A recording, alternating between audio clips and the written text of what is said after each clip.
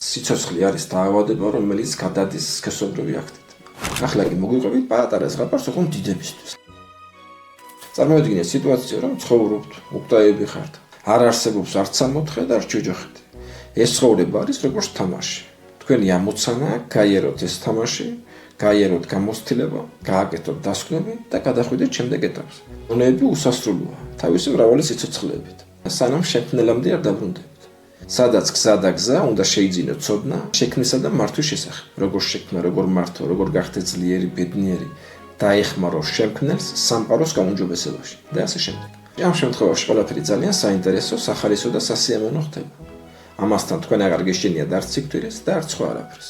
ასევე ცხოვრებაც გაცილებით მარტივი ხდება და თითქმის ყველა კითხვაზე გაქვთ პასუხი. ჭირი იქა, ხილი აქა, კატო იქა, ფქვილი აქა.